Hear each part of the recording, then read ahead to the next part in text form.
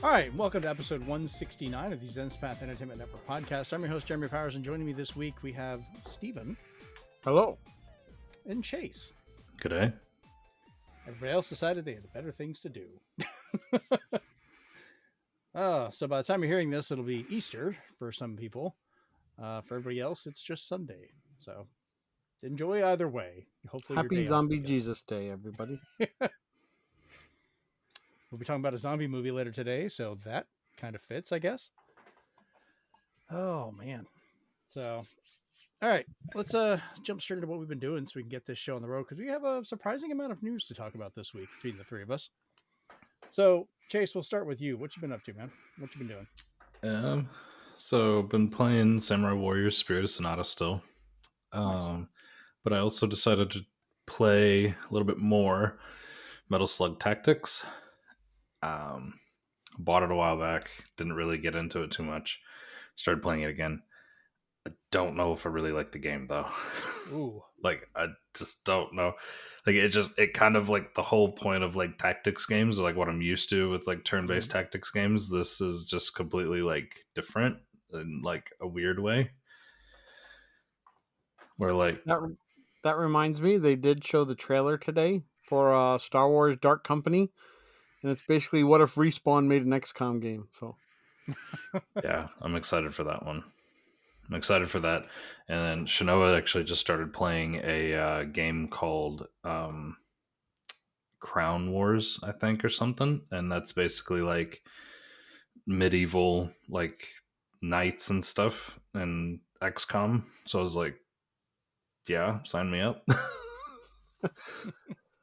So now there's I just think because like the mechanic that to me is weird about Metal Slug Tactics is, and I don't know if you guys have played it at all yet, but it's the fact that there's it the way that you don't take damages by moving around type thing. It's really weird. It's like a really weird system. So like you have to move around to not take damage, but like you can't take cover and stuff. Like it's just, like I said, just to me, it's just like this really weird system to try to get my head around. I honestly kept forgetting it was a thing. Like I always forget it was out, and I just never think to look into it. is that the one? No, that's not the one that's based on the mobile one. That's a different Metal Slug. Yeah, I think it's a different one. I mean, I know this one, the animation was looking really good, but it's only going to go so far. Like, it can be very pretty, but not play that well. Or at least the sprites and everything look great. Like, it's a great looking game for, like, Metal Slug and stuff. But right. Yeah, I don't know. I'll keep at it, though. I'll keep trying for just a little longer. Maybe it'll get better. If it doesn't, I mean, you gave it a shot. That's the best you can say. All right. Steven, what about you? What you been doing? Surprisingly, I've been playing ZZZ. Really? But I skipped 2 days of doing my dailies because of a little game called Blueprints, which has you take tons of notes. Anybody wants to pause this video and take my notes, have fun. But the game is just consuming some people. I know some people have finally finished it, but then they go back to do all the puzzles. I'm just trying to get to the end. But I just love that it's kind of just procedural, where it just keeps changing up the rooms every time unless you unlock certain things. So losing track of time when I play it. I can see why it's so addictive now. It even took somebody who's not into puzzle games like Christian, and he's playing it. So we're comparing notes every day. Nice. I eventually will try and get into it. So for myself, recently and this past week, I've guested twice on Sharing with Shellshock over on his show. Last Sunday, I was on talking about Animal Crossing for the series. And then yesterday, on Friday, I was on there for the Sega Dreamcast, which was a lot of fun because I was one of the few that was actually there at the launch at the 99.99, talking about the time with that system. And... I worked the launch. See, that would have been fun. I was there for all the launch games getting returned because they didn't work with the system, and you had to get the Sonic Adventure and Ready to Rumble and Hydro Thunder with the hot new sticker on it. That's how you knew they worked with the system. And I was just like, that was a debacle. Yeah, thankfully I didn't have to deal with that. I never had a problem with it. The other thing is yesterday I took Jennifer and we went and watched the Minecraft movie. And I have to say it is very stupid, but that's actually a good thing. This movie never for a moment tries to take itself seriously or, Did you throw popcorn at the screen during Chicken Jockey? No. God, hell no. There was kids yelling and quoting stuff, but I'm watching it during the day with kids, whatever. Jennifer really loved it. I got some good laughs from it. It turned out better than I thought it would. I liked finding all the little Easter eggs they had everywhere for Minecraft players and stuff, which was really well done. I'm actually kind of looking forward to them making another one. Like this could be kind of a funny little series. It's a vehicle for Jack Black to be Jack Black, so I'm okay with that. He's just being an idiot, and he's in a world that lets him do it. So yeah, he's got a 34-second song that charted on the UK charts, so he's now in the Guinness Book. Such a short little song. I thought they did as a joke, and then hearing people say like, "Here's a video for it," and I'm like, "That's short enough to be a YouTube short by itself, like easily." So what the hell? And I was just like, "Wait, it charted in the UK? Don't you guys have music?" I don't know. I liked it. I recommend people go see it. A lot of people are going to see it. It's made a lot of money already, beating out, Super Mario Brothers as well. I just don't get when they put Jack Black in Minecraft as Steve. I'm like, but it already has Steve. So Steveception? What do you mean it already has Steve? Because I was just like, you can meet Jack Black as Steve in the game Minecraft. But I was just Minecraft has Steve. That's not trying to, be some kind of lore change. It was just like we're having a movie thing in there. It was just weird because I was just like, Steve meets Steve. Yeah, it was kind of funny the way they explained, like, he never changes his clothes and all the other stuff goes. You're just like, all right, I guess that's what happened. Lastly, I've been continuing to play Xenoblade Chronicles X Definitive Edition, which after getting a skill, I've been exploring the world and jumping around places I couldn't go before, getting a bunch of the side quests and stuff knocked out, and now continuing to do the story, trying to get to where I can actually fly. So I'm like, all right, I've managed to make it this far. I'm going to see if I can actually finish this game, and great, So I'm continuing on that one, but we shall see. But I've got some trips coming up, so I'll be flying Monday, but I'll be back in time for us to do the show next week and, get all that stuff sorted out. But we have some news to talk about, so let's go ahead and jump into that. Actually, we need to go into our group chat. Sorry, it's been a week. Yeah, I'll just edit where you're saying that afterwards. So if you see his video, just like stop, it goes, and then he says it. No, I'm not going to do that. I don't have time for that shit. All right, so we're continued playing Darktide, Warhammer 40K, for the three of us here, and we've been enjoying it. We've been getting killed a lot. I bought new pants. Yeah, we're finally out of prison clothes, though.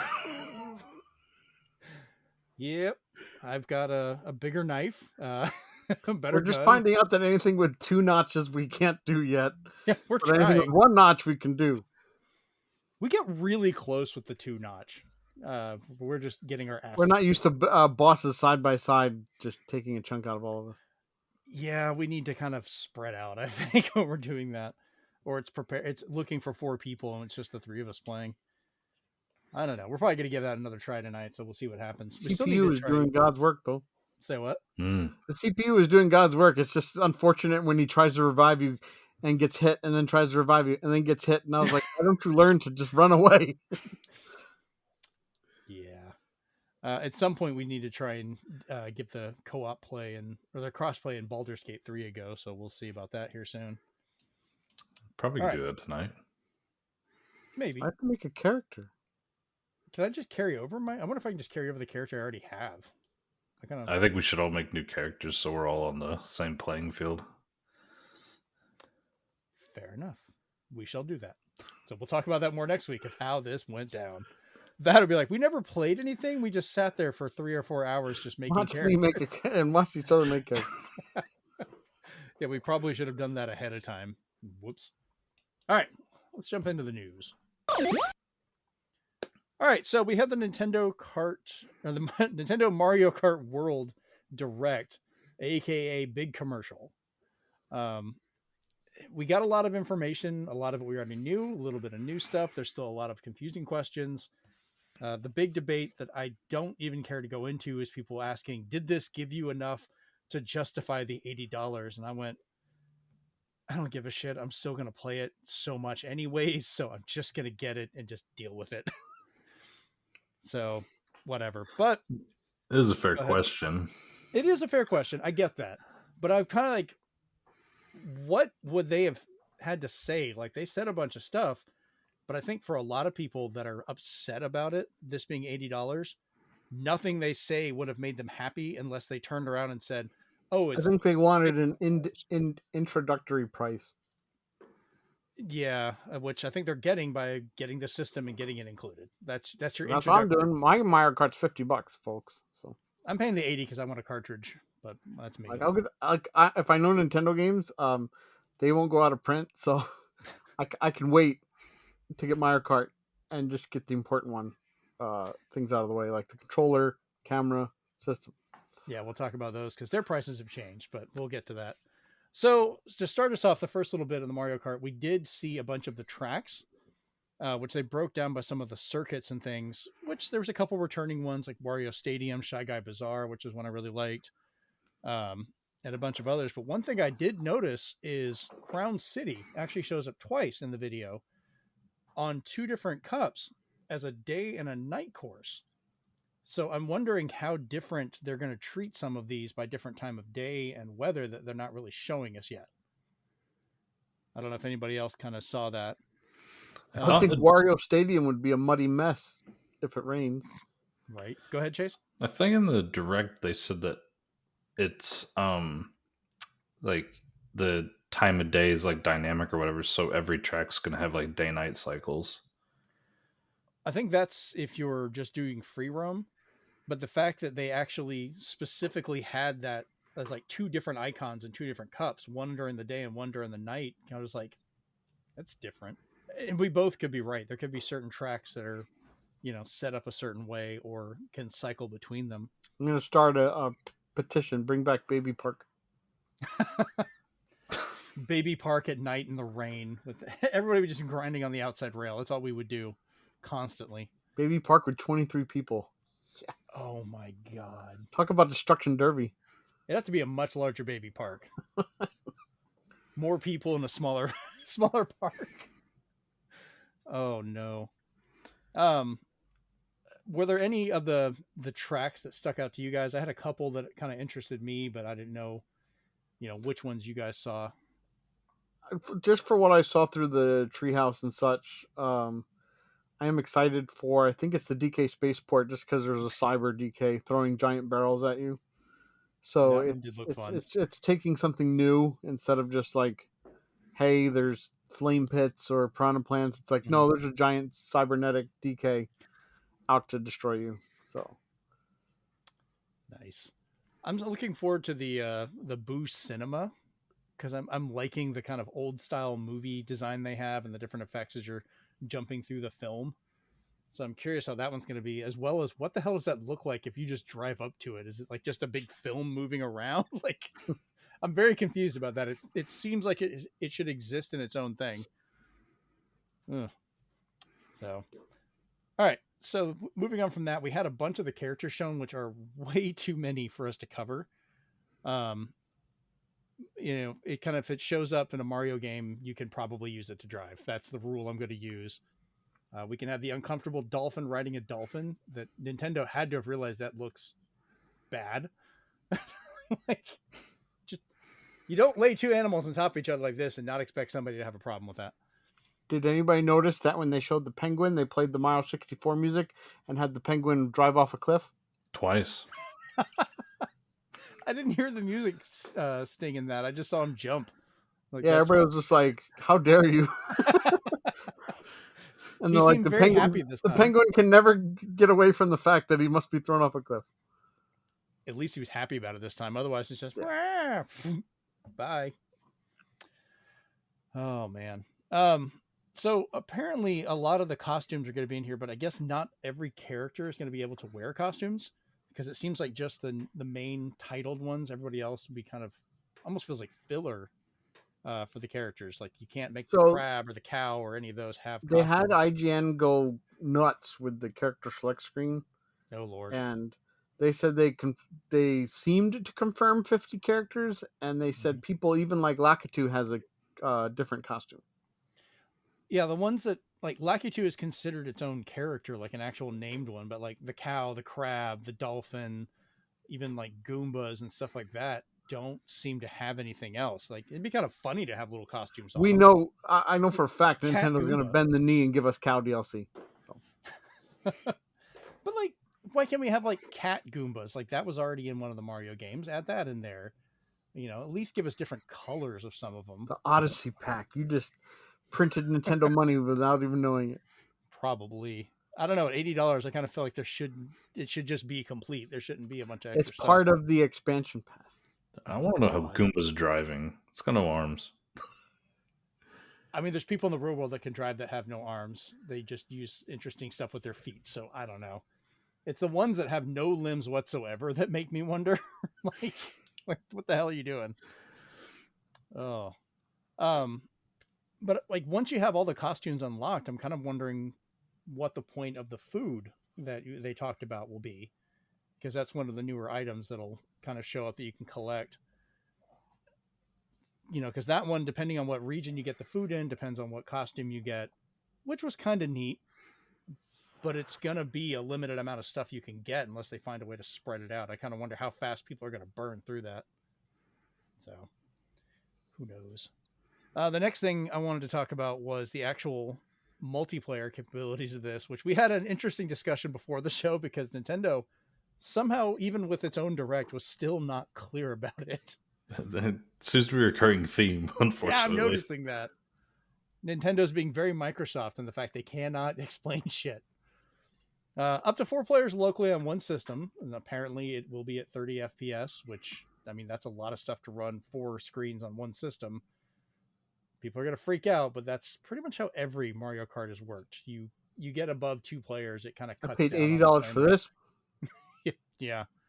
8 players between 8 Switch systems, or Switch 2 systems, via local wireless, with up to 2 players per system for up to 8 total. This one we were kind of confused about because Steven, you thought it was 16. Because they showed 8 systems and then they said 2 per system. Right, but then they say up to 8 players instead of saying up to 16 players. So when they said that, they should have suddenly moved the other 8 systems off of the map or something. Other That 4, would have sorry. made sense. Or just show 4 of them lit up with split screens instead of all 8. Or being see on MarioKart.com for details. We don't know what we're talking about. I don't know. I went to MarioKart.com and that's where I still didn't get clarification. We had a friggin' FAQ and that's where we got this. We did confirm there's 24 players online though, so that's cool. So if you happen to know 24 people or you just want to have random matches online, that's a lot of people. So that's going to get crazy. They talked about the modes, which we had Grand Prix, which is a series of 4 tracks with races in between, which is kind of standard. Knockout Tour, which is a series of 6 races or 6 tracks with races in between where you have to maintain a certain position or you have to get eliminated from it. That's going to get nasty with people waiting to throw items and so forth. Time trials, same as they've always been. You can download ghost data or make your own ghost data, racing for the best time on a track. Versus race, where you can choose the class, difficulties, race count, type of race, open or course circuit, your choice, as well as teams of up to 4 teams with 6 racers each. So you can work with other people. They did confirm battle mode, which will have actual battle maps. I think only 3 maps were shown, but some of them look like it was just going to be parts of courses, which Steven, you and I talked about this before, and you were like, well, it may not be so bad because they're open courses. You know, maybe they won't feel so restricted. But I kind of want to see more of the old maps come back. Like, how many people are we going to be able to get into these things? It'd be kind of fun. I almost would like it that and maybe says they only had 15 minutes, but I would love it if you pick the track and then it says pick a portion of it and that's your battle area. Maybe. That could be a thing. They could have different. They could have just included like parts of the map that are battle maps. Because then you like can just battle in the water, you have a because you weird. can go in the water, and then Yeah. there's so much you can do there. So I was just like, I'll be curious when it releases. They only showed 2 modes other than normal like balloon battle, which is just you've got your balloons, you pop them, and you die. No idea if you lose all of them, do you get to come back as a bomb? Do you get to come back and mess with people like you could in some of the previous ones? And then we had coin runners, which is just running around collecting as many coins as you can and losing those as you get hit or or explode or whatever. But like, what were some of the other modes I loved playing? Is like the cops and robbers one, where you could capture other teams and then you can have one person try and run in to break them out and get everybody out of there. That was a lot of fun. I was hoping to see that one come back. So I'm hoping this is Odyssey not. DLC.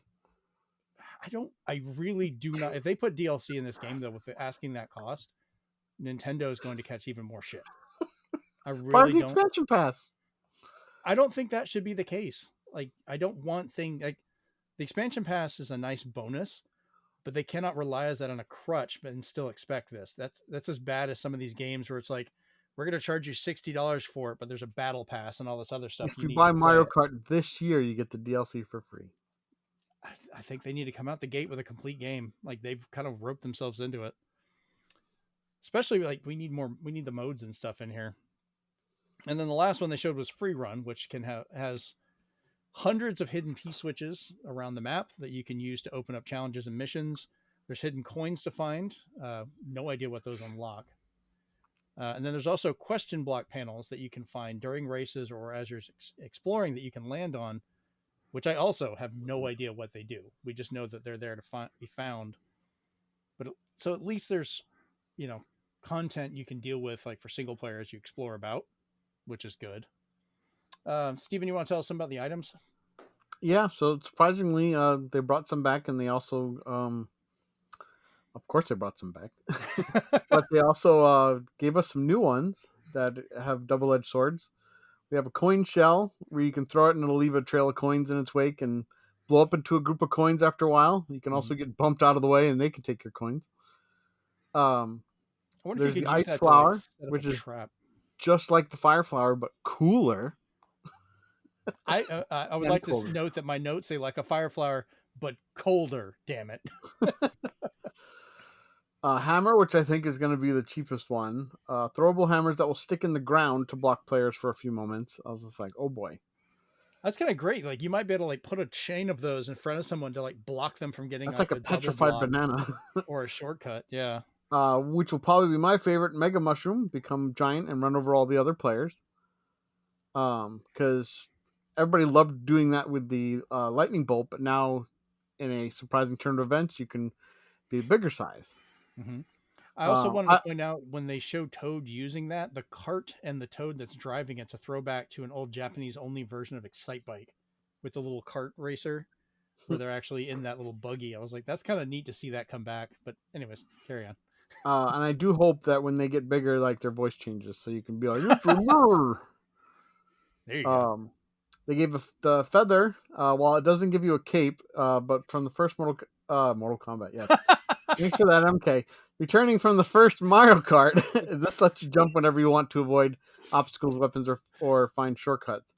I know a lot of people use bananas and shells to get rid of stuff behind them, but this is a nice one that's bound to have people do wall breaks, shortcuts. Like, it even told you in there you're going to find a shortcut by using the feather because you're going to jump on a rail you didn't know about and stuff like that. So, well, there's also like other environmental things that are shooting across or going around that you have to deal with that you might be able to get around. Yeah, it's the Tony Hawk feather. So,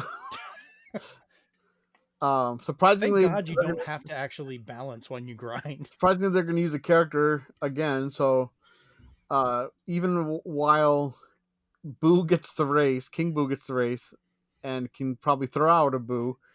I'm guessing Kamek is in it, and then Kamek can throw out a Kamek, who sends him out to transform other players in random ways. I wonder if it turns everybody into a certain character, or like you said, we saw them all becoming charging Chuck. So I don't know what it'll. I don't know how that ruins people unless that's just a heavier character. Well, I think it. I don't know if maybe it makes you harder to figure out which one's which, or changes your weapons or how you do. And it was just that one transformation. We don't know what else it could randomly do, which could be kind of funny. But of course, nothing could be better than your bullet bills, your lightning, the other traditional items, and something else they showed off even in the original trailer. You can find special trucks that when you get in the back, you are the truck for a little bit. So cause havoc. Yeah, they did not talk about or explain those vehicles at all. And there's No. more than just trucks. There's also a helicopter that's in one of the. They show it really quick in a level. Like you get in the back of a helicopter, it takes off and is flying down the track while other people are still racing. So there's some kind of big vehicle type thing you can do, and we know nothing about it. Now, if Nintendo would just have a direct about this game, maybe they could tell us more about it, you know? Yeah, I hope they do announce one. That'd be nice. Wait for the direct for the direct. But that brings us into some other stuff that they decided to add, which are moves that your character has. In the past, it's just been your nice little horn, and of course your little bunny hops, your grinding and such, so you can kind of get your nice little blue sparks, gold sparks. But now they added a charge jump, which I was like, so it's a manual feather? So you can charge while driving straight to get a higher jump to grind or wall ride. And I feel scared to do some of that grinding or wall riding because I don't know like how seamless it'll be if it is like Tony Hawk when you grind, or the wall ride. Can you control like what happens if you start to slow down, or if somebody hits you with the lightning when you're wall riding? Do you just fall right off the wall? Yeah, I'm wondering like lightning, if when that hits, will shells, like if you're wall riding and you throw a shell, does it follow the wall? Could that Yeah, hit like you? We don't know that. because I know for a fact the blue shell will probably just change the axis and still hit you. Yeah, it'll But just like hit you from the side. It the don't other care. stuff, will that be a way to get out of the red shell or things like that? Yeah, So they show some of the jumps, like using the feather to jump up on the rail, but then you can do Yeah. the charge jump to get on that, because it seems like the shells can't change planes unless they're shot on that plane, I guess. Maybe. But in case you do get hit with it and then you don't like where you are, you can rewind. But it is different from when the Flash usually tries to rewind time and stuff like that, where everything is still going on while you're doing that. So let you rewind time if you miss a jump or mess up, but it's only usable during single player modes because otherwise that would be a mess and it would cause the multiverse to break and Deadpool would have to fix it. And all other races will continue to move while you rewind. So that must be weird too if you're looking at either a highlight reel or a replay and it just happens to show you rewind or something. I'd love to see are that. we gonna have highlight or rewind or replays, because we haven't seen anything about that yet? God, I hope so. I assume That we was would. one of the best things at 8. Say what, Chase?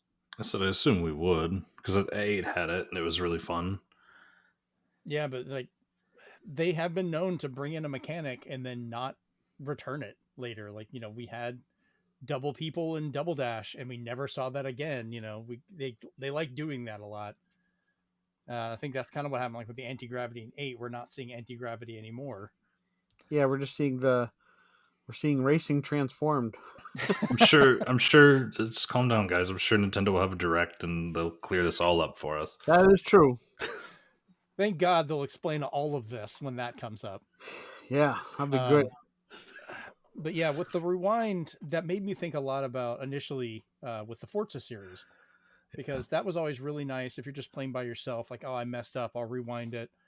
You're not really hurting anybody else because you're playing by yourself. I don't want to have to redo a whole race and fix that mistake.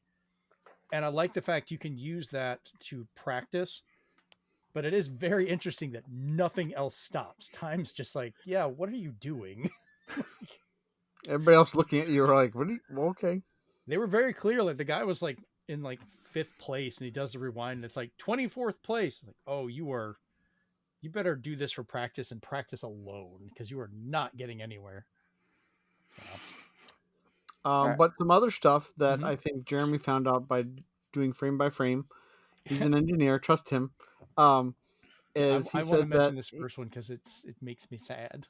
So he said Rob is sadly not playable, it seems, but he's a motorcycle. So Johnny 5 is not alive. Johnny 5 is a motorcycle. No disassemble. Oh wait, they did disassemble and they did reassemble. Interestingly, he was in the Famicom colors too. It was the white and red Rob. Um, I really wanted Rob to come back as a playable character. Like, come on. If 'Cause they're he gonna was- do that though, and put non-Mario stuff as like vehicles and maybe stages, but vehicles, please give us the Mach Rider bike. Like, come on, guys, go back to your past. If you're going back to the past with Rob, give us the Mach Rider bike. I kind of liked. I know you were not a biggest fan of having other Nintendo properties in Mario Kart, but I liked some of that stuff being brought into it. Like the F-Zero tracks were fantastic. I loved getting No, I'm okay if they those pull characters and if they do it as tracks and vehicles. I'm like, the characters though, it's like just call it Smash Kart if you were gonna do that, but that's just me. Or just call it something else. So I'll take Like, F-Zero tracks and F-Zero Kart. Guested do Friends that. DLC that goes with the Odyssey DLC. There we go. Jeremy started us on a path of success. I hate this so much. Also Get, coming get back, used which, to it, dude.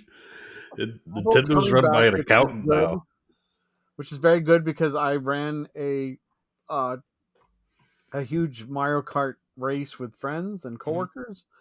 Is the accessibility features are making a return for everything from smart steering, auto accelerate, two great things, auto use item, because a lot of people keep forgetting to use the items, and more, which I don't know what that means unless you're falling off the track a lot. Maybe it gives you a permanent hover bike. I don't know. Well, for some of them, like I said, there's a smart steering, auto accelerate, auto use item. Then there was the motion control. You could change the camera to vertical or horizontal depending on how you wanted to have the view. Things like that, just for general accessibility. My biggest thing was this is how Jennifer plays Mario Kart with me. So I'm glad to see those come back. And if people complain about them, I don't know why the fuck people complain about them. Yeah, it's like you can still steer, You don't have to use them. but the game will correct you. Yeah. So like, don't expect to do your sparks around the corners because smart steering will be like, we're trying to drive safe. I usually called it safe steering. When I told my coworkers, I was like, it's more like safe steering. So if you know how to spark and do all the grinding and stuff like that, I was like, go ahead.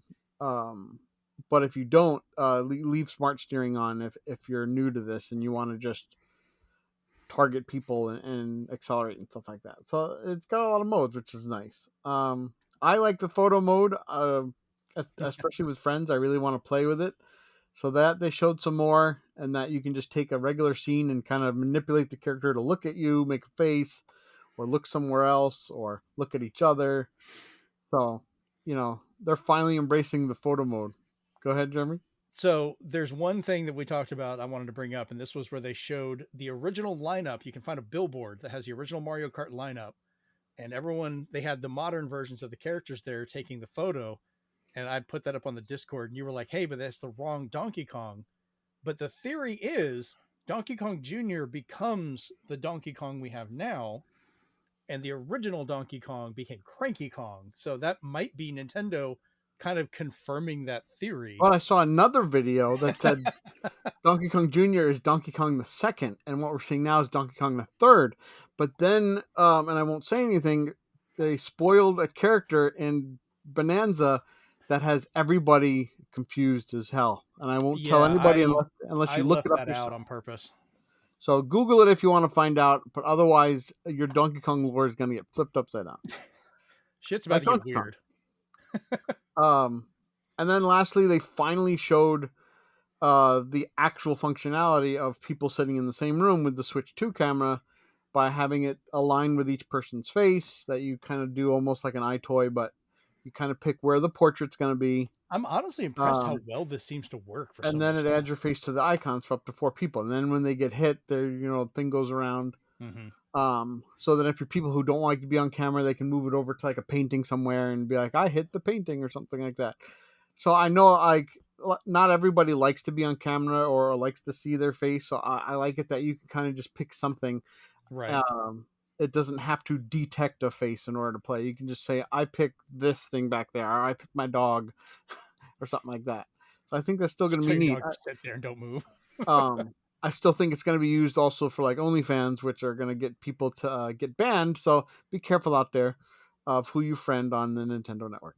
Yeah, and once again, this seems to be only for people you know. You can't just randomly do it. You're not going to hear people that you don't know unless maybe you have to agree to something as an adult. And they have continued to show there's really good parental controls where if you have a kid's account set to it, they cannot just randomly see these things. You can give permission every time they want to talk to somebody or connect anything, or just don't buy them the camera. The microphone's built into the system. You don't even have to do it.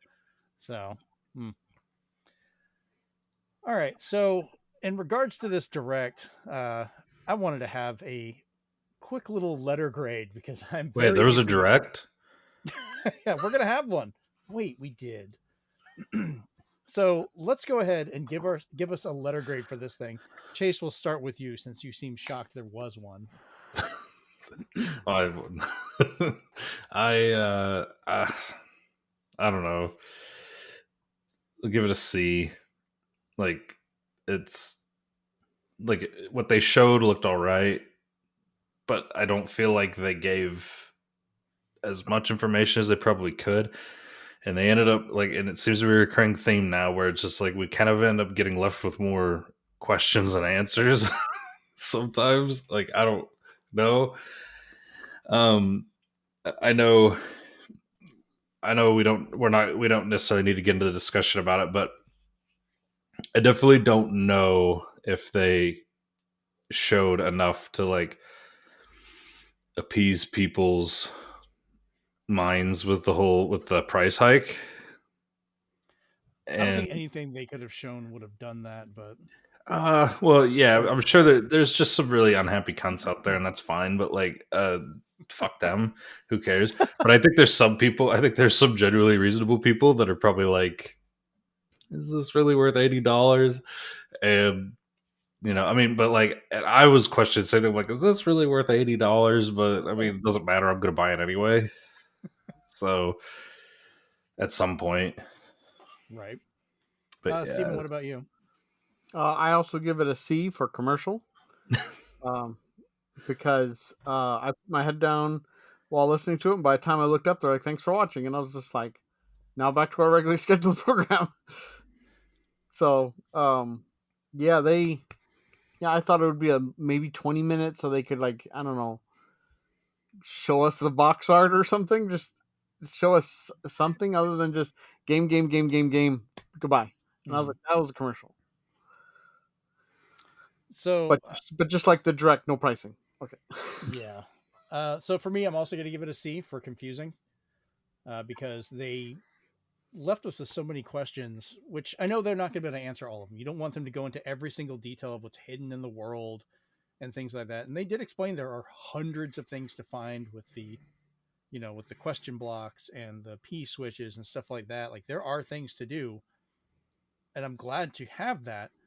But it just seems like people are still kind of wondering, well, what else? Like, we don't know what any of the stuff just said unlocks.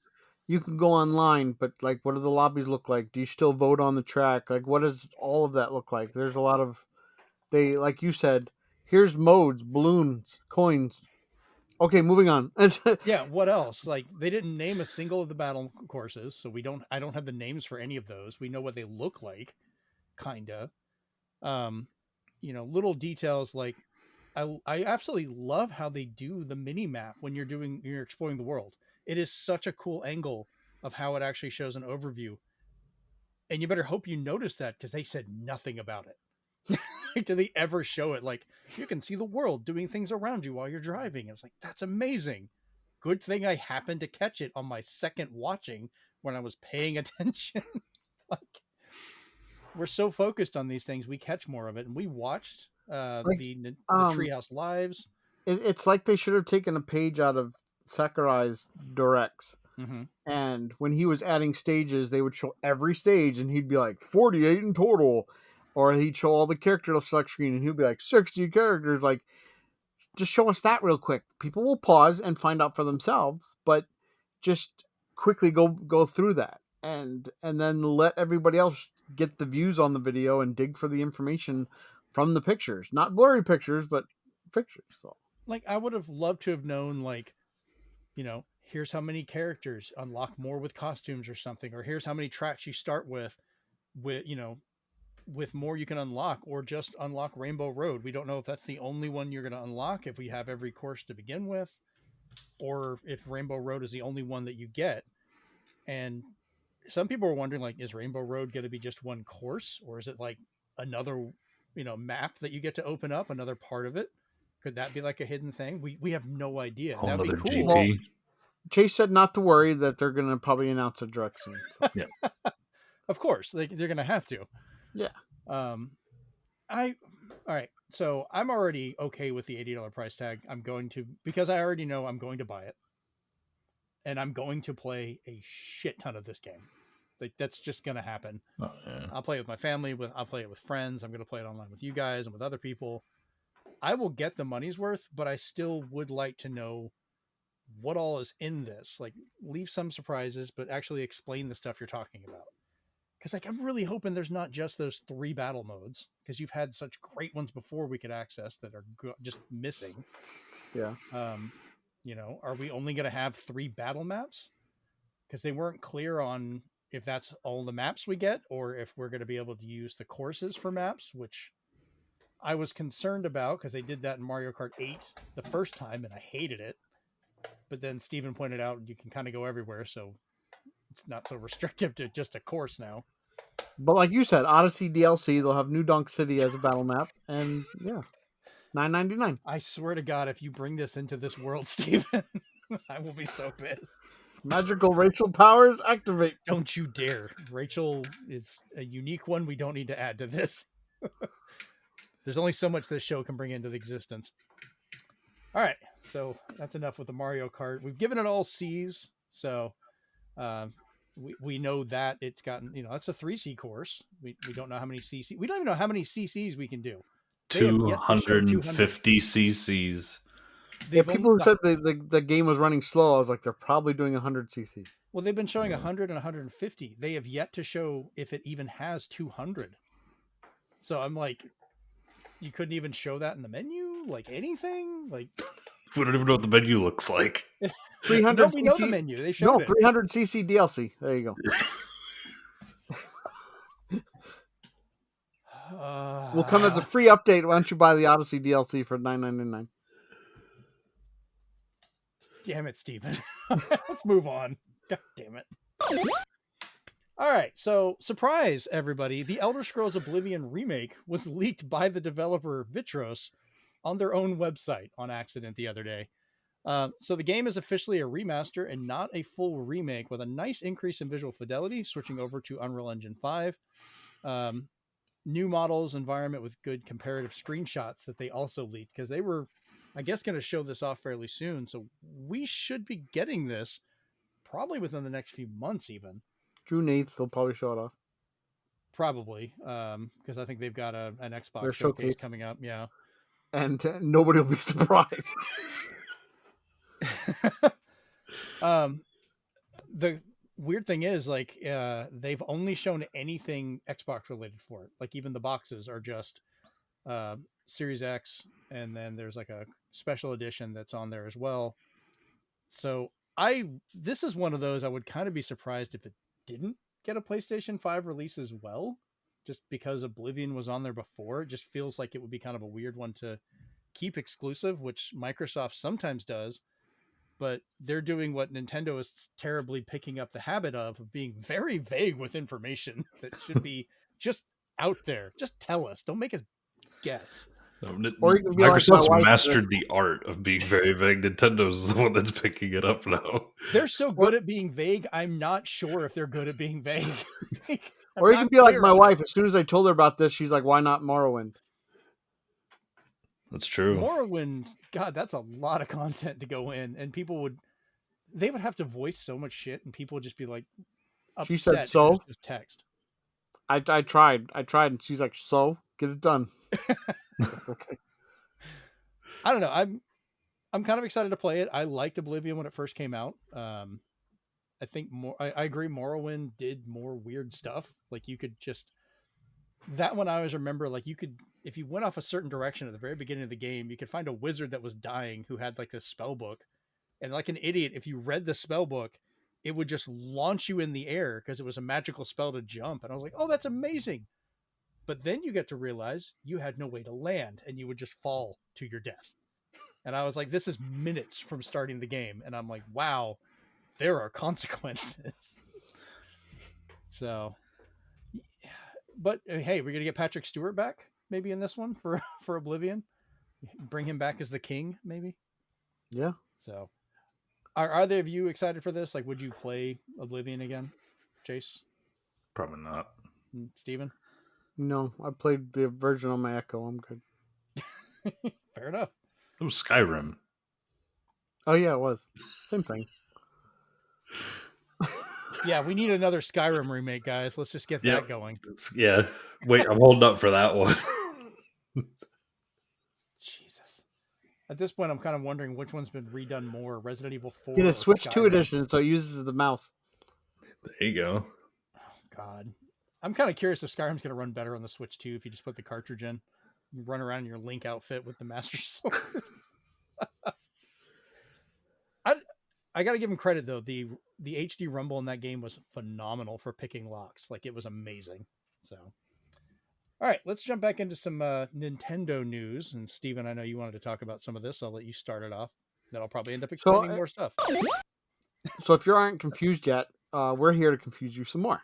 And so is Marvelous, because they like to confuse you as well. So Nintendo Switch 2 cartridges are being found to have a notch around the pin connector. People have found that in screenshots from the Worth It $9.99 welcome tour. This likely would mean that when placed into a Switch 1, the system simply wouldn't have a switch activated internally, so they wouldn't even recognize the card itself. Questions that, if you didn't have questions for Nintendo, it's not Nintendo. So will this be on all Switch 2 cards? Or will Nintendo Switch 2 editions not have the notch? So the Switch 1 versions of the game would be playable on Switch 1.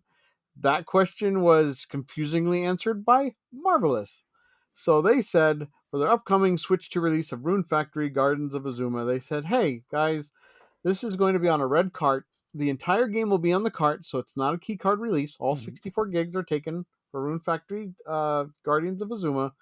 But yeah, simply insert the card into either a Nintendo Switch or Nintendo Switch 2 console, and the correct version will launch automatically. So, thanks.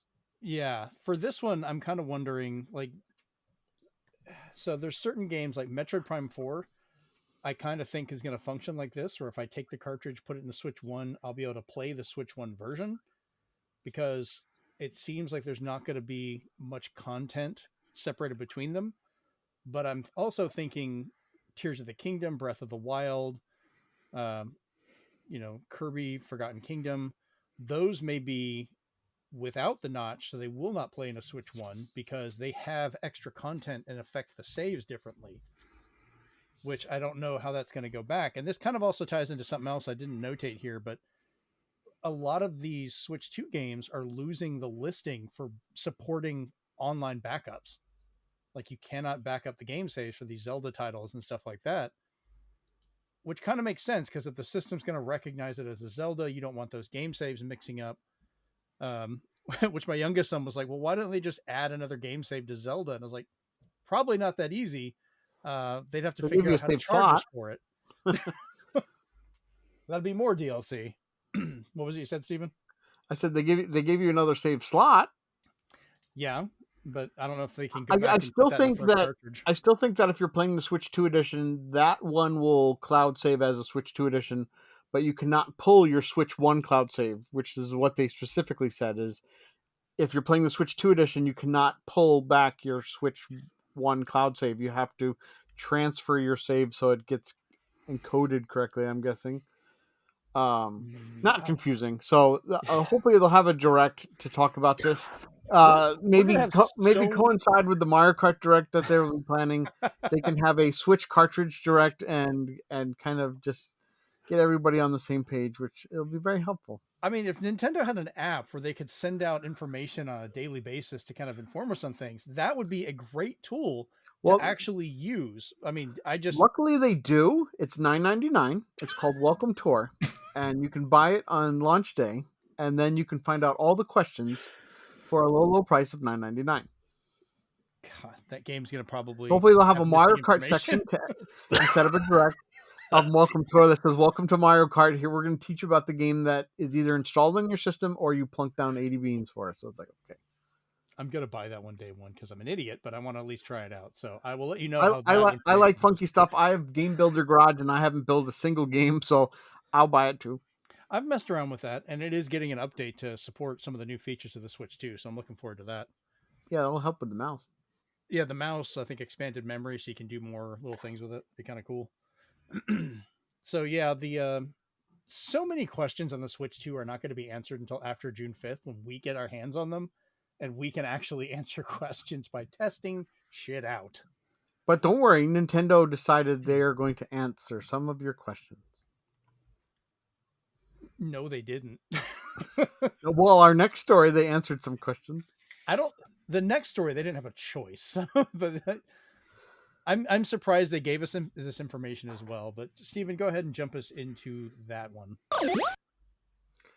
So, how you guys doing? You want to pre-order Switch 2? You're fiending to pre-order Switch 2?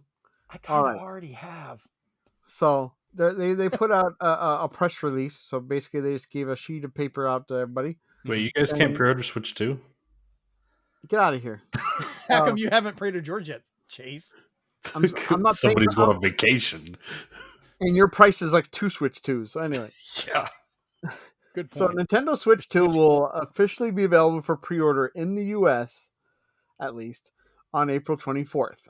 Everybody's trying to go back to the old days, so now everybody updated their websites. GameStop, Best Buy, Target, Walmart, all was just like, come and get it. And they're all promising different things. Midnight launches. Some of them are doing midnight launches by time zones. Walmart saying if you pre-order through us before June 4th, which I was like, who'd pre-order on June 4th? But if you pre-order before that date, we'll make sure we deliver it to you before 9 a.m. on the day up, which I was like, I like that. So everybody's doing what they can. I'll be racing to get the system, and then I'll see who I can get the accessories from. However, if you were saving up money for the accessories, I have some good or bad news. Unfortunately, your allowance and your savings aren't affected by tariffs. Yeah, so once we they go don't through go. this, I do So want to your talk a little savings more don't about go it. up, but the accessories go up. Mm-hmm. So while the system is staying at the preset price points for now, so we dodged that bullet bill. The accessories have all seen a $1 to $10 increase in price because of the self-inflicted tariffs. We did this to ourselves.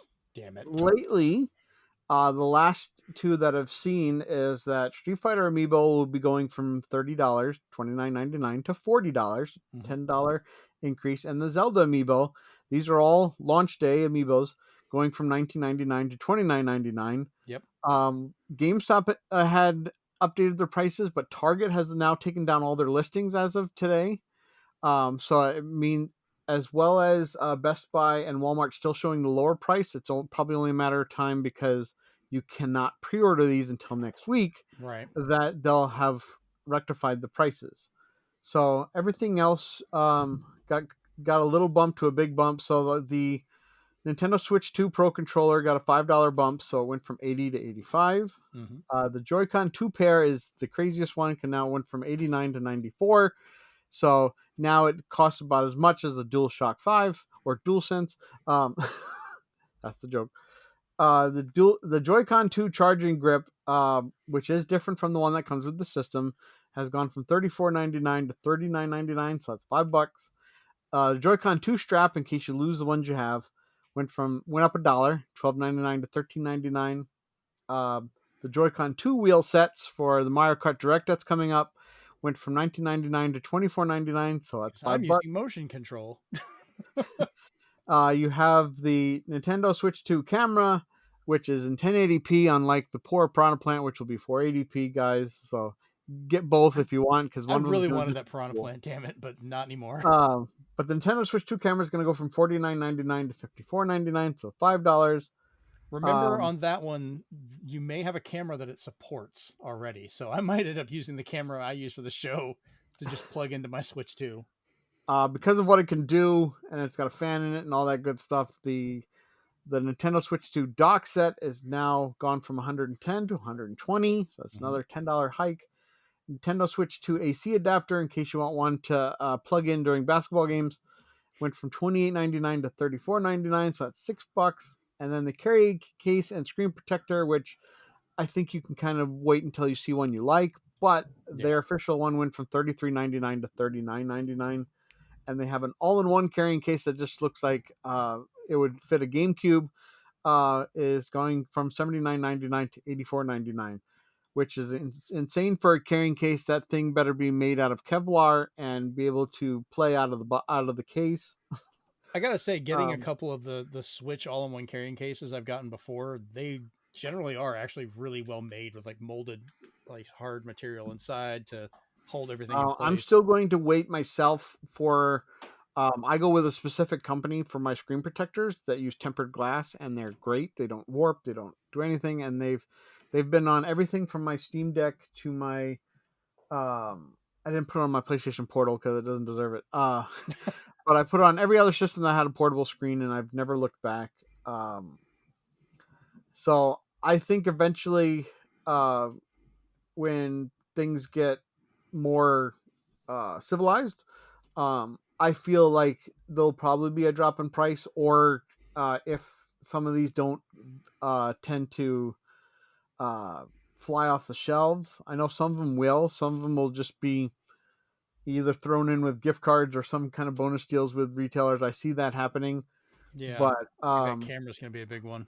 Like, thankfully, the Street Fighter amiibo are bigger than normal amiibo, so it's kind of justified. But as a friend pointed out, like back in the day, they got the giant yarn Yoshi for $40, and now they're getting a much smaller Street Fighter amiibo for that much. So it hurts.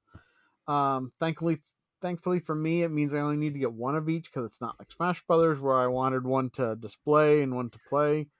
So, well, the nice thing is most of the amiibos no longer have the metal piece inside the little bottom part. So even in the packaging, all the modern ones you can just scan. You don't have to open them, which has been nice. So yeah, if you've been saving up, save up at least 10 to 145% more, and you'll be okay. Yeah. So what I wanted to ask about this, because Nintendo pushed to keep the console itself the same price, because if they had raised that so much as $1, people would have lost their minds. They're already upset and saying it's too much without realizing that inflation and other things are going to happen, and consoles are just going to have to go up in cost with how they're made and what they do. So they took the brunt of that, of what they're having to pay, and moved it over to the accessories. Part of that also to offset it is the fact that a lot of their accessories are made in like China and Mexico and places like that. They had moved Switch production, parts of it, to Vietnam, but that was just the system. I don't know if they were producing accessories as well. So that might explain kind of why the price jumped up so much, because they are eating a lot on these now, especially with amiibos, because you have to produce them, get the molds done, paint them, packaging and all that stuff. That has a higher cost than components that can just be put together by machines. I think this was a good idea, because we always hear with new systems that they're either losing money or breaking even with the sale of each system. And by unfortunately passing on to accessories, at least on a business standpoint, they have more wiggle room for price changes. So Chase, when things get hairy, they can raise them, but when things calm down, they can just be like, sale. So, because working in retail, when I had to order a lot of these things, I got to see what the store's cost would be on some of these, and the games were very minimal. The system was like non-existent, but the accessories, they had a lot more wiggle room, because they wanted you to do sales now and then and still make profit. For sure. Chase, what's your thoughts on the accessories going up instead of the system? It's probably the smart way to do it. Like, if the system would have went up anymore, people would have like fucking lost their goddamn minds. Yeah, we'd have to get a direct explaining that raising cost. Yeah, scheduled at the same time as the Mario Kart Direct and the but what's the other Direct? Oh, the Switch 2 Cartridge Direct. Yeah. Yeah, I mean, it's unfortunate that it is a bit unfortunate that they are raising the prices on these things, because, like, people don't have that much disposable income to be spending on this stuff. Yeah. But I mean, it is what it is. It's their prerogative to do with their products as they wish. So I'm not going to sit here and harp on, fundamentally, I kind of disagree with it just as a person, but I get it. Like the people or the entities in this world that can actually afford to pay the extra money for these things are the ones that end up just charging extra money on the people that can't afford it. But so I just think that's a little crooked in my opinion, but I don't want to go into that. Well, I think for a lot of these, like, people get upset by it, but Nintendo's not a charity, which, I mean, that's true of any company. Their whole point is making that profit. And the United States keeps putting these tariffs on so many things without rhyme or reason for just irrational amounts of things. And at what point can you just, people shouldn't expect Nintendo to be like, well, we're going to lose money on everything we sell to you and just go with that. Like, that's not how a business stays afloat. None of them are going to do that. And this is part of why we've lost, like, multiple toy lines have been outright canceled because they're like, yeah, production's gotten to the point these figures that should be $5 or $10 would now cost $50 to put out. Board games are in shambles right now until these things get fixed. Yeah, a couple board game companies have now permanently closed. Steve Jackson's like, this is a mess. Like, my games that were going to be $15 have to be $44. So it's like, just because you're seeing the biggest target right now get hit with it, and you're only with our next story hearing other ones react to it finally as well. Without saying the T word, they're just saying with the changing economic climate, they use that buzzword instead. Yeah, because it's going to hit all of them. It's hit Nintendo the most noticeably because this is a brand new system that's having to be shipped in, so everything is new coming into the country. Yeah, they already did a report that Sony was hoarding tons of PS5s. Yeah. But we'll go ahead. Let's jump into this next story so we can talk about that. So Sony has announced a third price increase for the PlayStation 5 family of systems in a few countries, along with an increase to PlayStation Plus. They have a habit of kind of increasing the system cost in other countries, trying to keep the United States one lower because this is a larger market for them. So they want it to look better. So they make everybody else kind of pay for it. Really sorry about that, Chase, because you are, to put it bluntly, you are being fucked on this. Thank God I've got a PS5 still. God, you don't have your disc drive yet, though, so get ready for that. You can sell yours and go to France. Yeah, no kidding. So, PlayStation 5 digital, that's just the digital only PS5, no disc drive. Europe is going from €400 at launch to up to €500 now. The UK, £360 to 430. Australia is going from 600 to 750, and New Zealand is from 650 to 860 now. How much did you pay for because you have a digital PS5, right? Oh, I've got a disc. Swan got it for me. It's a launch day. Oh, okay. Yeah, because that was back when I was still living in the States. So yeah. Swan had both the PS5. I'll keep the story short, but Swan had both the PS5 and the Xbox Series X pre-orders. Mm-hmm. But then he told me, he's like, I think I'm going to cancel my PS5 pre-order. And I was like, well, don't cancel it. Give it to me because I wasn't able to get one. So he's like, oh, okay. So I just gave him the money because he's smart, like, man. And that's how it should be. Anybody listening, if you get a pre-order, like say you get multiple pre-orders of the Switch 2, don't be a dick. Don't scalp it. Find out if your friends are looking for one and couldn't get it, and like work with them. Like, come on, help more people get games. You don't need to make money off of it, especially not in this market. I agree. And so I've still got the disc. I've still got the standard disc PS5. Like I don't have the Slim or any of the updated models. It's the OG. I'm thinking you were looking at getting a Pro, but well, yeah. So I am looking at I was thinking about getting a Pro, but I couldn't get a disc drive over here. So I'm like, well, that's shot in the ass. Like I'm not gonna if I can't like get the disc drive. But now the disc drives are available here. Oh, they're about to go up too. We'll Yeah. talk about it. So the PS5 standard with the disc drive in Australia is going from 750 to 830, and then in New Zealand from 820 to 950. So I'm just gonna throw it out there. The PS5 Pro is $1,200. If you don't just pay the extra $300 at this point, like, I mean, I guess it's a little bit more because you got to get the disc drive as well, Oh, well, because that's that's the with thing. the disc. Yeah, the PS5 Pro is not changing for the time being because that's already, as you said, ungodly expensive. $1,270, I think, over Yeah, here. but the disc drive itself is seeing a small decrease to 79.99 euros in Europe, 69.99 pounds in the UK, 124.95 in Australia, and 139.95 in New Zealand. So they're actually bringing that down just a little bit. Then the other part, PlayStation Plus is increasing the cost in over 20 countries, including 15 Latin American countries, 5 Southeast Asia nations, South Korea, Australia, and Canada. For Canada themselves, just an example, the essential 12-month subscriptions going from 95 to 110, which is $15 increase. The extra 12-month subscriptions from 155 to 190, which is $35 increase.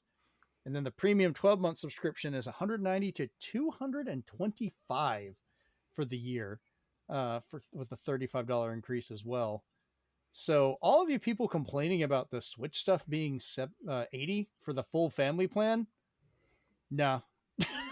Just nah. And this isn't a family plan. That's a single person. And for Nintendo, that's like $20 if you want the basic, and it's 110 if you want the basic here. Yeah, I was debating. I was like, do I start my PlayStation Plus back up so I can play some more games with you guys? And I'm like, nah. I don't know if I want to do that. It's getting more expensive. Well, if you get into it now before it gets expensive, it might be worth it. But yeah, we haven't had any announcements of the US cost going up, but they have increased that before. What a lot of people are also upset about, this is, I think, like the second or third time they've increased the price, but not added anything to it. It's not like you're getting more features or more games on PlayStation Plus. It's just, hey, it's more expensive. But you're getting cloud streaming with your PlayStation Portable. Except for that's not available where Chase is. They don't allow that yet. They should have a direct to talk about. They should have another State of Dismay where they're just like, we're raising prices on all our online subscriptions. They don't do cloud streaming over? Nope, they don't allow it in Australia or New Zealand, which is kind of crazy because now you guys are paying more and you can't do as much. So I don't know. Maybe they just haven't built servers down there for it, so the latency is probably already. Well, that's not fantastic for anyone. That is a terrible way to try and go to their next story. Segue. So let's just jump into it anyways. All right. I'm going to talk about movie news because there are 4 movie trailers that have come out that I am excited for and wanted to get you guys' opinion on this as well. Starting off with our first full trailer, not just teaser trailer, but full trailer for Fantastic Four First Steps, which is releasing July 25th. We got to see the first look at Shia LaBeouf as the current Silver Surfer with Galactus, and you also get to see more of Galactus as he literally walks around New York a little bit. Go ahead, Steven. I have a problem with Galactus being the same size as a Stay Puft Marshmallow Man. I don't, because if you actually read the comics, he changes his size all the time. He can be big enough to devour a planet, or he can be the size of a giant, or even smaller, walking around. They should have explained that in the trailer. So we need a Fantastic Four direct in order to answer these questions. I also think direct on everything. I also think that the Human Torch looks like a stunt double for Chris Evans. No, I don't think he looks bad. No, I'm not saying he looks bad, but he's giving Chris Evans vibes because they basically just hired the stunt double. I mean, the guy they got playing him is actually really good with that role, I think, because that's just how Johnny Storm's always been. He's kind of a young punk. So it's, the guy playing the Thing is being the Thing. The guy playing Mr. Fantastic. Yeah, but that voice, I like the voice. I have no problem. Ben Grimm, but here's the thing. I don't like his voice very, it still doesn't sound gravelly. He's made of rock, damn it. But not all of them. He's not rocky on the whole inside. That's the thing. Like, not every part of him is a stone. He's still got a heart, damn it. Right? Shellball, like I said, they showed her. I liked the look they gave where they still have her hair, but they didn't make it where it's like flowing around everywhere as much. She still got the kind of silvery coating, and she's being played by Camilla Scott in this one. People were flipping out and all upset by it. And it's like, guys, remember, this is an alternate reality where the director even kind of confirmed that they're the only heroes in this universe. There are no Avengers, there's no Iron Man, no Spider-Man or anything. It's just a futuristic 1960s with just the Fantastic Four. And they've been the Fantastic Four for a couple of years because they talk about, you know, giving them awards and talking about how they saved the city or saved the world before, and now they're trying to do it again. We did get confirmation, like I thought, from the first teaser trailer. Sue is pregnant. She is having Franklin's Franklin Richards. Can't talk tonight. Which I'm wondering, and some people are thinking maybe the reason Galactus is actually showing up, because Franklin's whole thing is ability to actually warp and change the universe. At one point, he even makes Galactus his herald, like to kind of Silver Surfer's his ass, and like, to me, Galactus. And it's like, okay, that's a lot. I did like the fact we saw the Thing pulling a boat in by the anchor, which then makes you wonder, does he swim? Does he float at all? Is he buoyant? Or does he just sink to the bottom? Does he just hold his breath and pull the damn boat? I have no idea. Everybody else looking at me like I'm crazy. Like the movie itself seems to take place over kind of a longer period of time. So I think we're going to get over a couple of years. And I don't think we're going to have a happy ending with this movie. I think a lot of the world is going to be destroyed. Because it seems like they're just kind of going to escape to Battle World or somewhere else. Go ahead, Steven. I did like some of the Easter eggs that people pointed out. Mm-hmm. That for a moment you see a store called Stanley's Yeah. auto parts. But then my favorite is I know this could be a stretch, but I don't think it is. Oh, Reed Richards. Yeah, we see him stretch. Yes, is that there's a Last of Us Easter egg because the movie playing at the theater when you see it is Attack of the Fungus. Yeah, that's a nice one. We see a lot of the Jack Kirby's original art from back with the Fantastic Four. There's like a box of cereal that has the Human Torch. I thought that was nice. So I think this is going to be a good one. I'm liking how it's looking and the way they're kind of introducing the characters, and I really want to see where it goes from here. But damn it, Galactus looks good. From everything they've shown of him so far, just looks accurate, and I love it. Yeah, we've seen his foot. We've seen his face. We've seen his foot. We've seen his shadow. We've seen his eyeball. We haven't seen his whole face, but they've shown his whole face. It was during it wasn't during one of the main trailers, but they did have footage that showed his face, like looking in the window and stuff. Oh. So they should have a Galactus Direct so we can see more of them. We need to have a Direct to explain all the damn Directs you want to have, Steven. Directly confusing you. Okay. Next up, we had 28 Years Later coming out June 20th. This is a series that I've been enjoying for a long time, which started off with 28 Days Later, moved on to 28 Weeks, and now we're at 28 Years. Kind of feels like that would be the end of that trilogy because I don't know what the hell you would do with 28 Decades Later. But we have seen them make Jason X, so I don't assume they can't do anything. So who knows? Apparently there is going to be a fourth movie called 28 Years Later, The Bone Temple, that takes place with a character right after this movie. So that's kind of an added extra. But so the main one, this is the third film directed by Danny Boyle, who's been making these. And we're kind of seeing how the UK is still under quarantine and they're trying to figure out what's going on. The rest of the world is clear of the virus. They did not have it spread everywhere else. So they're trying to question, like, why are we still being quarantined? Why is this still kind of going from there? You've got some of the people that are still exploring off from this one island. It's a real island in the UK that when the high tide comes up, the road leading to it gets flooded. So you only have a way to get in and out during certain times, which may be like a way, it gives them a long path for anything coming up towards them that they can see and attack. They've got a seawall around the island, as well as, being able to get in and out in some way. But it looked violent as hell. It's not yet rated, but we all know this is going to be an R-rated film. You know, just look at it. You're gonna have people torn apart. Did you guys ever watch the previous two movies at all? I actually haven't. Really? Damn. So why did they skip months? Why did they do 28 days, weeks, and then go to years? That's a good point. I guess they could have done 28 months later. That would have just been a couple of years. Then that would have just been 2 years and half a year later. That's probably 2.5 years later. That would have been point. Long. Yeah. Well, damn. Now you got me wondering. It is years, right? Like I didn't write down the wrong name. There's a prequel coming. 28 minutes later. Yeah. They kind of showed that in the first movie, but yeah, no, I get it. And it is 28 If years. they have a direct, it should be 28 minutes long. Chase, you actually had me worried that I'd gotten the name wrong. I was like, I gotta double check. Was it not 28 months? No, it's 28 seconds later. He realized he got the correct title. God, if I'd gotten that wrong, that would have been hilarious. No, I wasn't actually like even. I wasn't doing it for that. I'm just like, why did they skip months? They could have, because you get a fourth sequel. We're getting a fourth sequel, but it's 28 years later with a subtitle. Holy shit. Damn it.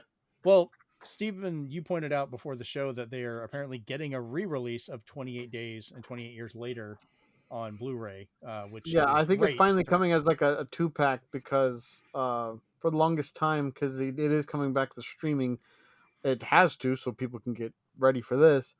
But it went out of print, and it has, and probably still is a little bit on eBay as like one of the most expensive Blu-rays because it's almost impossible to find. Yeah, it was a very limited run on that, and I've been looking for one for years and haven't found it. So I will be buying this for sure.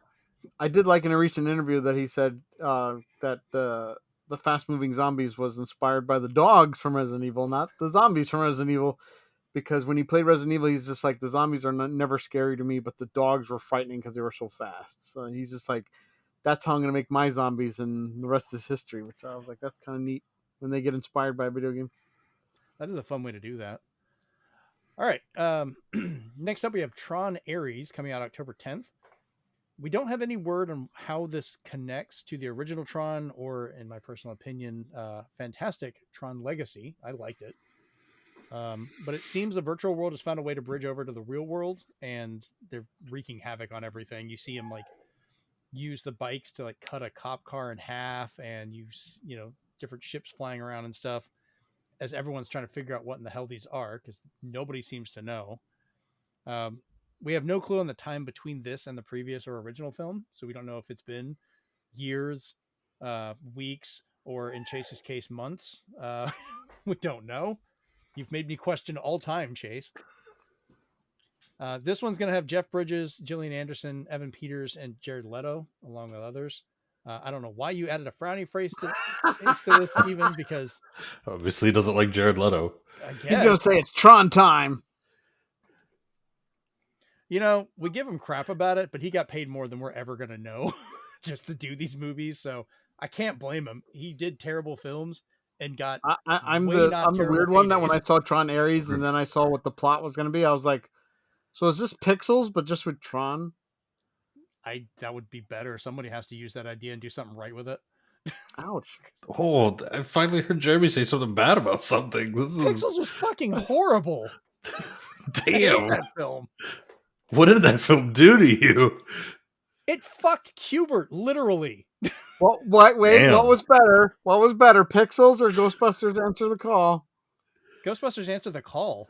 Oh. I liked the cast, thought it was funny. Yeah, I didn't like how it connected with some of the stuff and kind of insulted the original cast, but they had a good cast that could actually... That was a delicious steak. It tasted like shit, and the waiter was rude, and the restaurant was on fire, but at least the steak was good.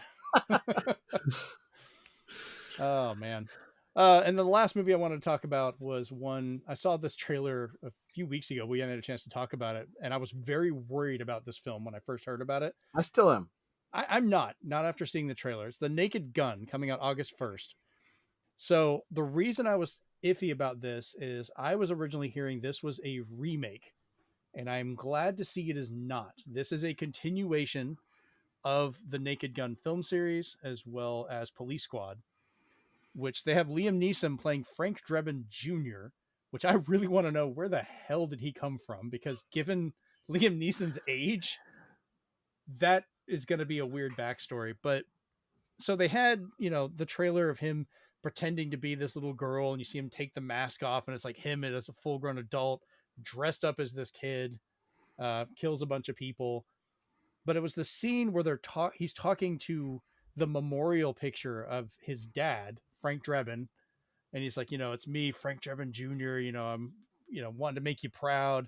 And then you see the new characters that are the younger, like, kids or whatever of different people, and they get to the last one, which is the guy that is Nordberg's son, who was played by O.J. Simpson, who killed people.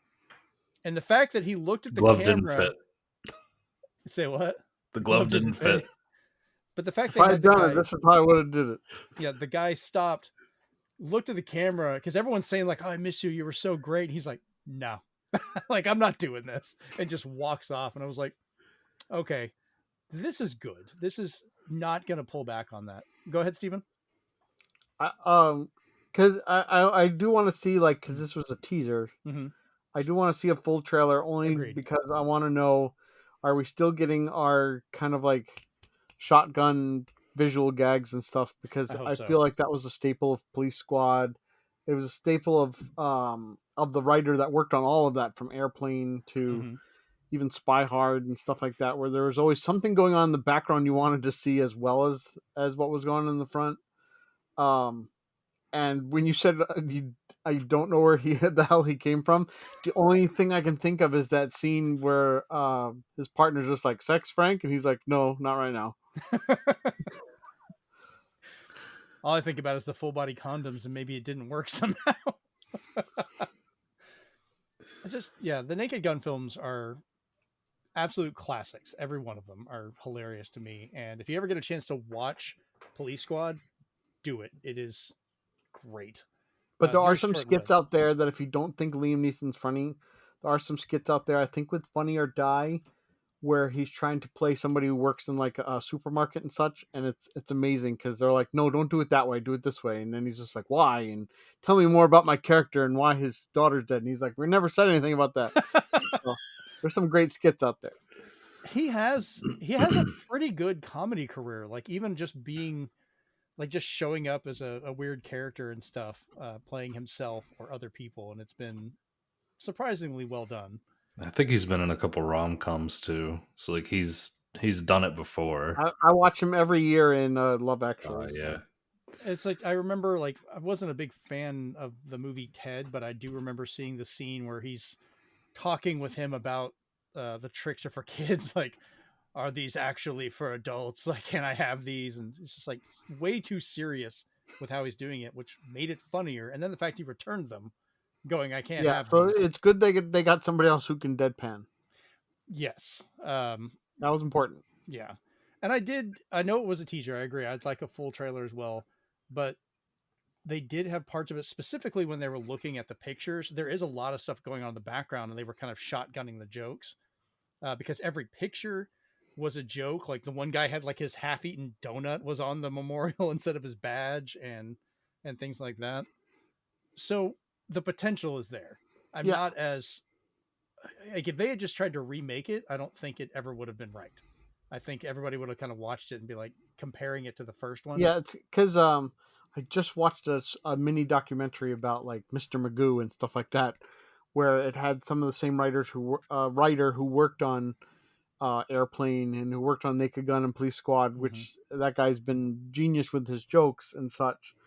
And it just reminds me, like, do they have somebody like that, or do they have somebody who embodies the spirit of those writers, where they're like jokes. Well, I think without being scary movie type jokes. Like, I don't want cringe for 15 minutes. I just want something in the background, be like, that was hilarious while they're trying to have a scene or something. Seth MacFarlane, I think, is also involved in this, and he's done some pretty good films with the kind of consistent jokes and things, like, what was like A Million Ways to Die in the West, which also had Liam Neeson, and a really funny part of that was good about having jokes in that kind of quick retort. but then also sticking in well-placed jokes, like having actual Doc Brown from Back to the Future show up in that one, trying to explain away the fact he's stuck there is like a great way of doing it. So I think he'll bring a good bit of writing to it as well, and helping that along. Yeah, I look forward to the full trailer to see. Yeah, if it's a stepping off, I think this is a good at least stepping off for that. So we shall see. All right, let's jump into our speed run then. So, Steven, you sent this out earlier today and kind of caught everybody surprised, but Assassin's Creed Shadows may have been leaked for Nintendo Switch 2 by a EU PEGI rating website, which I think we're going to get a lot of games starting to kind of leak out, especially over the summer during the E3 type period. More games will probably get announced for it. Now let's all bitch about this one because I am not happy with it. Microsoft is showing off a generative AI build of Quake, and creatives everywhere just hate it, as they should.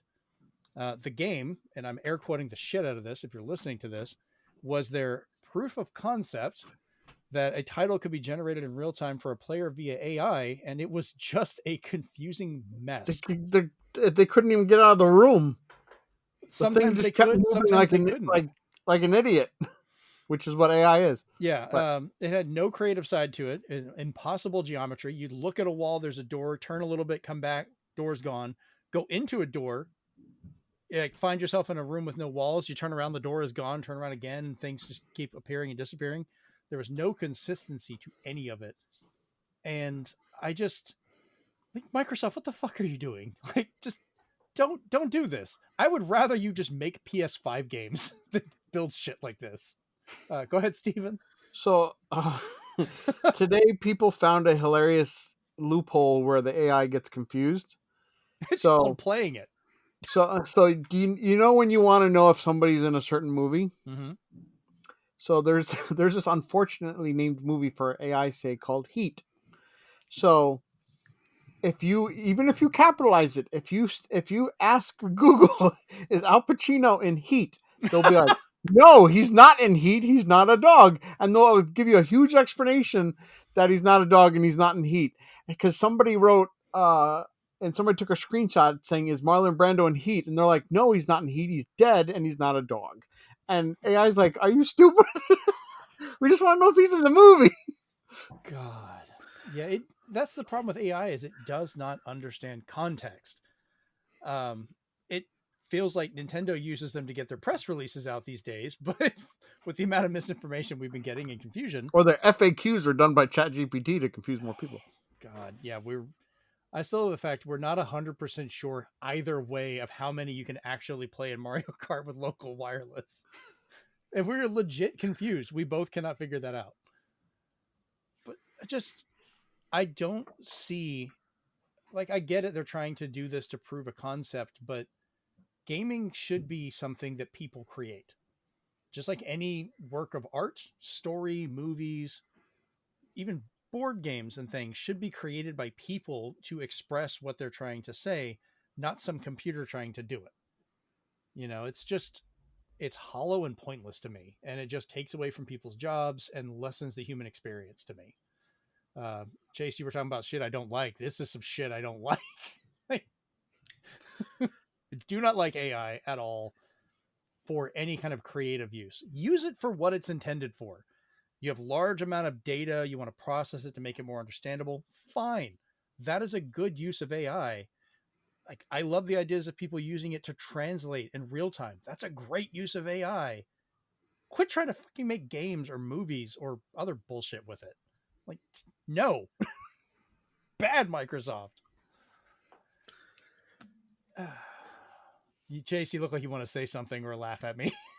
No, I'm just like, I agree. Like, I agree on the fundamental standpoint of it. I just think, unfortunately, that companies, as we've seen, they're looking for ways to drive down cost, and so it's unfortunate. We say that, and how many companies have had price increases? We've talked about this show. Yeah, but that's the problem. A terrible job. That's the problem, though. So it's like, okay, cool. If you're going to do this, then, like, why is everything going to be as expensive as it is still? Like, do you still have a reason for that? That's where I have the problem. of a lot of these companies. That means the CEOs get to make more money. Yeah, that's the And problem. what I find funny, it's an AI trying to recreate a game that has existed for decades and it still fucked it up. You had Got the it wrong. entire game there and you still couldn't get it right. Got it wrong. Just terrible. And our last bit of the speed run, Date Everything, is available for pre-order.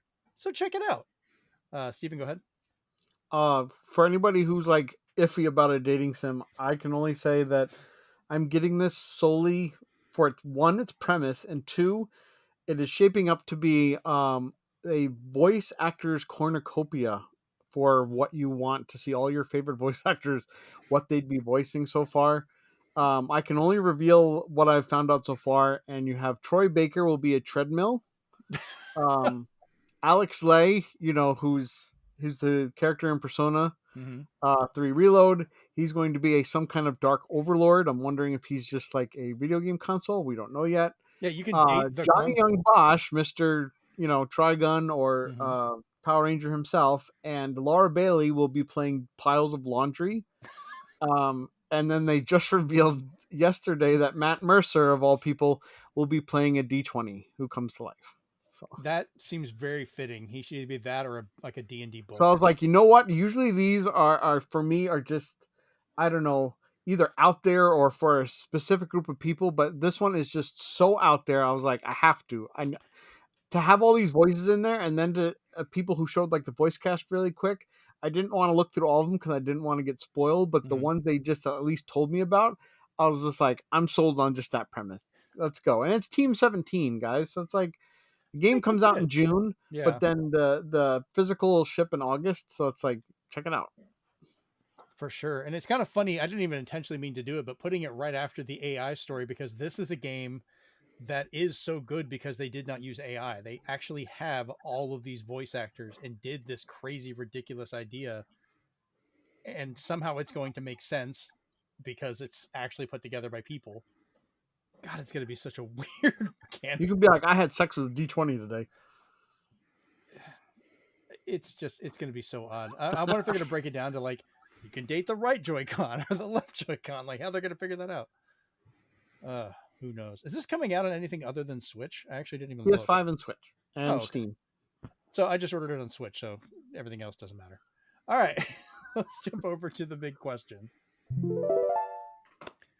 All right, so we didn't have too much to go through here, so I'm gonna let Steven, I'm gonna let you pick our big question for this week, and then I'm just gonna wing it. All right, and in honor of Zombie Jesus Day, let's make it easy on everybody. He just passed away on Friday, and he's coming back tomorrow. So if we wanted a game to be reborn, what is a game you'd like to see reborn? And I'm not talking about remakes or remaster. I'm saying it comes back, and they are just like Fear Effect is a good example. Fear Effect was first like a Resident Evil clone, then it came back as a strategy game. It was reborn. Now it's getting reborn again as a remake, but who knows what that's going to play like. But that's what I mean. Like, it could change genres.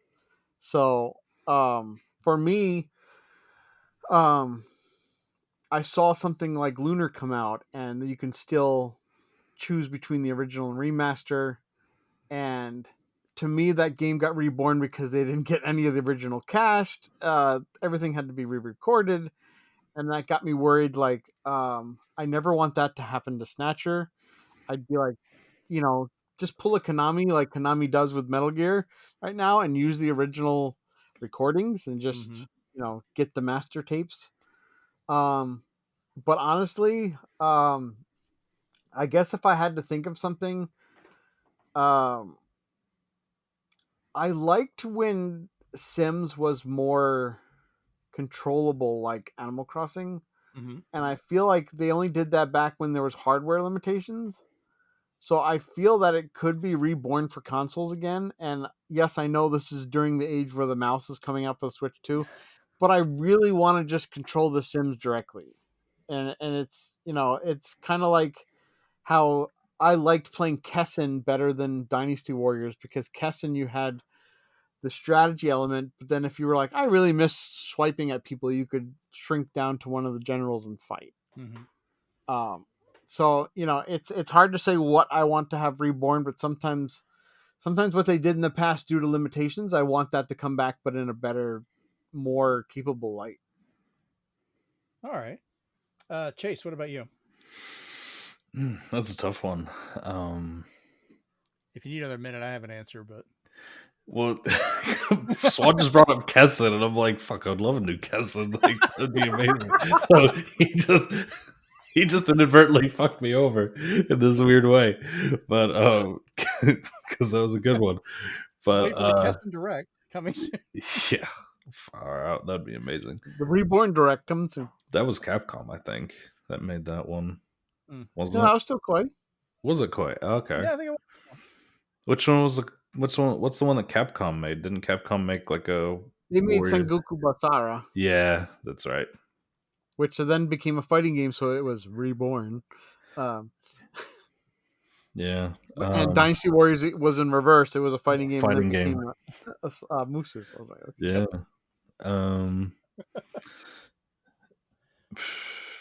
I don't know if it could be reborn as anything what it already is, but I just want fucking F-Zero back. Can we fuck Nintendo? Can we please get a fucking F-Zero game?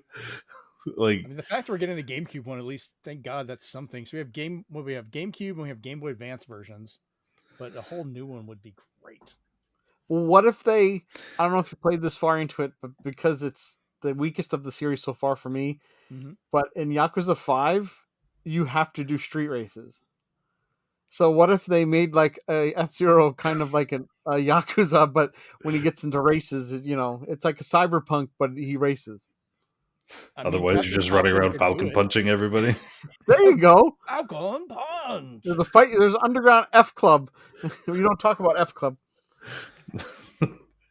If there's anything that I want to direct about, I want to direct from Miyamoto explaining how he doesn't know how to use F-Zero. That's what I want to fucking know.